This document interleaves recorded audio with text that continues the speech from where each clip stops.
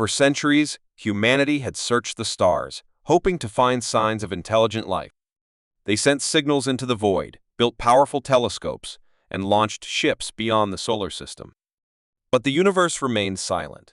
Then, the signal came. It was picked up by a deep space listening post on Europa. The message was short, just a sequence of numbers, 88. Nothing more, nothing less. The transmission was repeated every 88 hours, from a point beyond the Milky Way. Scientists at first thought it was a glitch, some cosmic background noise.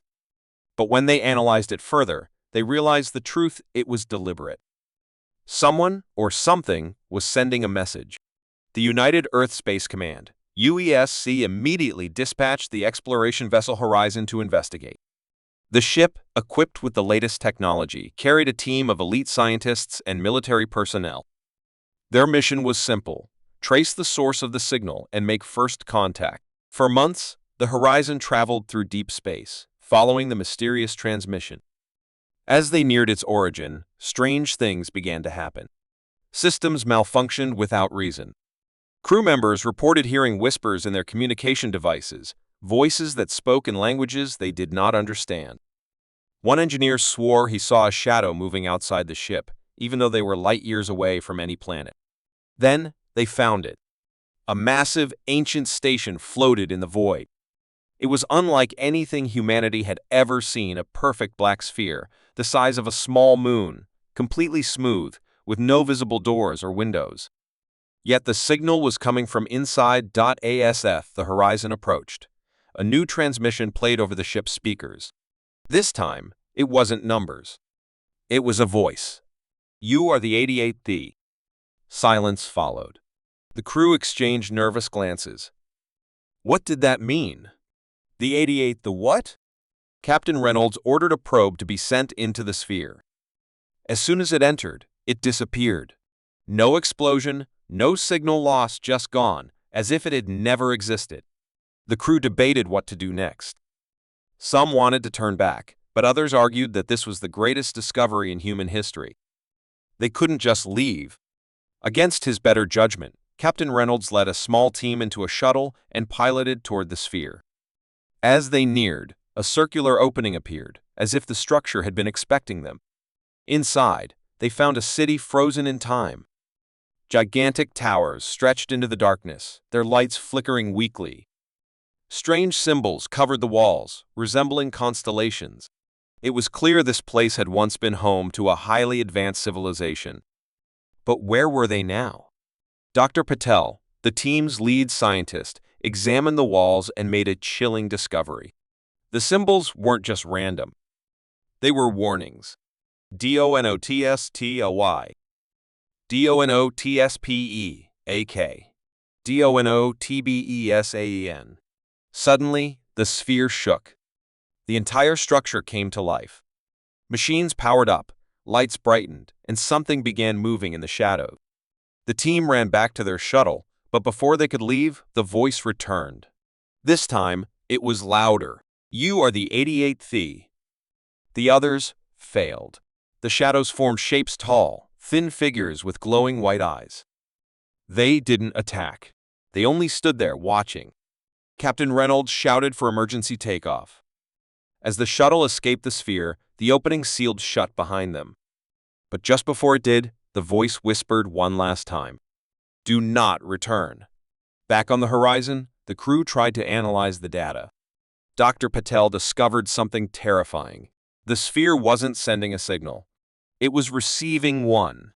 Someone, or something, out there had been waiting for a reply. And now, they knew humanity had answered. The spaceship Endeavour 88 drifted silently through deep space, heading toward an unknown destination. A week ago, Earth's deep space scanners had detected something unusual: a massive, abandoned alien city on a distant planet. The city was intact, untouched, as if its inhabitants had vanished overnight. Captain Laura Hayes and her crew were chosen to investigate. It was humanity's greatest discovery, proof of intelligent life beyond Earth. But why was the city abandoned? And why was no other species claiming it? When the Endeavour 88 landed, the crew stepped into a world frozen in time. Towering structures stretched into the sky, covered in strange glowing symbols. Streets were empty. Homes still had objects inside, untouched for what seemed like thousands of years. There was no sign of war, no bodies, no destruction. It was as if the city's people had simply walked away. Dr. Patel, the team's lead scientist, studied the air composition. It's breathable, safe, he confirmed. This planet could have supported life for a long time. But where did they go? Commander Lewis activated the drones to scan the city. The deeper they went, the stranger things became. Food was still on plates, chairs were pulled out, books were left open. It was as if everyone had left in the middle of their daily lives. Then they found the first message. It was carved into a massive stone slab at the center of the city. The writing was ancient, but eerily familiar. It took hours to translate, but when they did, the message sent a chill down their spines. We left for a reason. Do not stay after dark. Silence fell over the crew. The sun was already beginning to set. Captain, we should leave, whispered Lieutenant Carter, gripping his rifle. This doesn't feel right. Captain Hayes hesitated. Scientists wanted to stay and study the ruins. Soldiers wanted to leave, but the mission was clear. They needed answers. They set up camp in the city center, keeping their lights bright as the last rays of sunlight disappeared. The silence of the city became heavier, almost suffocating. Then, the whispers began. At first, it sounded like the wind. Then, words took shape. Not in English. Not in any known language. But every crew member heard them in their minds. Dr. Patel gasped, holding his head. They're warning us. The lights flickered. Shadows moved between the buildings. Commander Lewis grabbed his scanner, but there were no life forms detected. Then, one of the drones malfunctioned. Its live feed showed distorted figures standing in the darkness. Watching. Waiting. Panic spread through the crew. Captain, we need to evacuate. Now, Carter shouted. Captain Hayes didn't argue. Everyone back to the ship. They ran. The whispers grew louder, turning into screams. The buildings trembled. The air thickened, making it harder to breathe. As they reached the Endeavour 88, the lights of the ship flickered. Something unseen was trying to stop them. The doors wouldn't close. Lewis pulled out his emergency beacon. Override the system. We need to leave. With a final surge of power, the engines roared to life. The ship lifted off, escaping into dark sky. Below them, the city changed. The empty streets shifted, twisting into unnatural patterns. The symbols on the walls glowed red. As they broke through the planet's atmosphere, the whispers suddenly stopped. Dr. Patel, still shaking, looked at the planet disappearing behind them. They didn't abandon that city, he whispered. They ran. And whatever they were running from is still there. Silence filled the ship. The crew exchanged nervous glances. They had escaped. But something told them the city had been watching, and next time, it wouldn't let them leave. For centuries, humanity believed it understood the universe.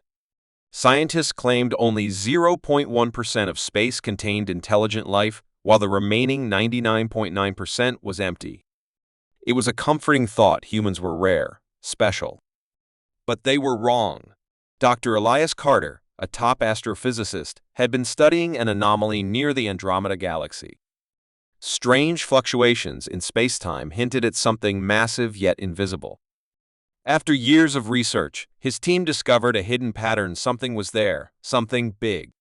The United Earth Space Agency, UESA, authorized a deep space mission. The spaceship Vanguard 7 was launched with a crew of scientists, engineers, and elite soldiers. Their goal: uncover the truth about the unexplored regions of the universe. After months of travel, they reached the anomaly. At first, space looked empty. But when Dr. Carter adjusted the ship's scanners, the data terrified him. Space was not empty. It was full. The supposed void was crawling with structures, massive, hidden megacities floating undetected. Entire civilizations had been living in the 99.9% of space humanity thought was empty. They had been watching. Captain Adrian Vasquez ordered the ship to go dark. If they've been hiding this long, they don't want to be found, she warned. But it was too late. The moment they detected the hidden cities, something detected them. A signal blasted through their communications system. It wasn't a greeting. It was a warning. You should not have come. Alarms blared. The ship's controls froze. The Vanguard 7 was being pulled toward an enormous structure, a colossal sphere, black as the void. As they got closer, they saw millions of lights flickering inside. A city? A ship? Or something else? This isn't a discovery, Dr. Carter whispered. This is a trap. A sudden jolt shook the ship. The crew fell to the floor as their systems rebooted on their own. A new message appeared on every screen. Your kind was never meant to see this. A deep hum filled the ship. The walls became translucent, revealing something terrifying: shadows moving outside. Tall, thin figures with glowing white eyes surrounded the ship. They didn't speak. They didn't move. They just stared. Vasquez gritted her teeth. Prepare for emergency jump. We're getting out of here. No. Carter shouted. They control space itself. If we try to run, the ship lurched backward. The stars outside shifted. Time itself warped. Then the figures vanished. The screens cleared. The warning disappeared. The Vanguard 7 was suddenly back where it started, months away from the anomaly. It was as if they had never left Earth's safety. But one thing had changed. A final message remained on Dr. Carter's console. You are not alone. You never were. Forget what you saw. Do not return. The crew stared at each other. They had spent months reaching the anomaly, yet now, somehow, they were back. No time had passed. Captain Vasquez clenched her fists. Do we tell command? Dr. Carter looked at the screen, his heart pounding. The 99.9% lie had been exposed. But humanity wasn't ready for the truth. For decades, the interstellar archives had collected every recorded log, transmission, and mission report from across the galaxy. It was humanity's greatest collection of knowledge. Every space mission, every first contact, every war, it was all documented, stored, and secured. But there was one file that no one spoke about. Chapter 88.N01 knew who wrote it. No one knew why it was there. But every historian, scientist, and officer who attempted to read it had either disappeared or gone mad. The file was locked, buried deep in the archives, marked DONOT, a CCESS. That was exactly why Captain Elias Monroe had to see it for himself. He had spent his career uncovering secrets, unexplored worlds, lost ships, hidden messages in the stars. Nothing scared him. But as he stood before the archive terminal, staring at the blinking cursor, something deep inside him whispered, "Turn back." He didn't listen. The file opened a T first. It was just text. A mission report from a lost spaceship, the UES Horizon. The ship had been assigned to explore an uncharted system. Routine. But then, as Monroe scrolled further, strange things started appearing. Distorted text. Sentences that seemed wrong. We landed on the planet at 800 hours. The sky was not real. The buildings whispered when we walked past. We lost Davis in the mist. But then we saw him again, standing in the distance, smiling. He was not Davis. Monroe felt a chill crawl up his spine. His instincts screamed at him to stop. But he kept reading. The signal was coming from beneath the surface. We dug. We should not have dug. Something woke up. The log ended suddenly. No explanation. No final transmission. Just empty space. Then the screen flickered. A new line appeared. You should not be here. Monroe's blood ran cold. His fingers trembled as he tried to shut down the terminal. The system refused. More text appeared. They see you now. The room darkened. The air grew heavy. A whisper filled his ears, low and broken, as if coming from inside his skull. 88, 88, 88, the screen glitched. A new image appeared. A face. Twisted. Smiling.it wasn't human. Monroe stumbled back. The lights flickered violently. The whisper turned to a scream. Every terminal in the archive flashed the same message. See HAPTER 88 ISNOTASTORY ITISAWARNING. Then silence. The lights stabilized. The screens went black. Monroe gasped for breath. The archive was normal again. No sign of the file. No sign that anything had happened at all. He turned to leave, his heart pounding. But in the reflection of the dark screen, something was standing behind him. Humanity had always believed in progress. Every challenge, every barrier, every impossible limit, they had overcome them all. But some challenges were never meant to be conquered. It started with a message. Not from Earth. Not from any known civilization. The signal came from the heart of a dying star, broadcasting on every frequency, repeating in every language. Prove your worth. The test begins now. The United Earth Council assembled the best minds. Scientists, strategists, engineers, humanity's greatest thinkers gathered to analyze the message. The signal contained coordinates, leading to a distant system at the edge of the galaxy. A fleet was prepared. They called the mission Project Ascendancy. Captain Elias Monroe led the expedition. His ship, the Paragon, carried a crew of elite specialists. They arrived at the coordinates after months of travel, only to find nothing. Just an empty void. Then, the ship's systems shut down. No power. No lights. No oxygen control. The crew gasped for air, scrambling to restart the ship, but nothing responded. Then, a voice. Not from the speakers. Not from the ship's systems. It was inside their minds. You were not meant to come this far. The void around them shifted. It was no longer empty. A massive structure emerged from the darkness. It was ancient, vast, and unlike anything humans had ever seen. Symbols glowed along its surface, shifting, rearranging. A doorway appeared. Enter, if you dare. They had no choice. The air was running out. The crew suited up and stepped inside. The moment they crossed the threshold, reality changed. They were no longer in their suits, no longer on the ship. They stood in a vast hall, floating between endless stars. And in front of them stood a figure. It was tall, its form shifting like liquid metal. Its eyes burned with intelligence beyond human comprehension. The test begins. One by one, crew was tested. Some faced logic puzzles beyond human understanding. Some were forced to relive their worst fears. Others encountered versions of themselves, twisted, broken, corrupted. One by one, they failed. Captain Monroe watched as his team disappeared.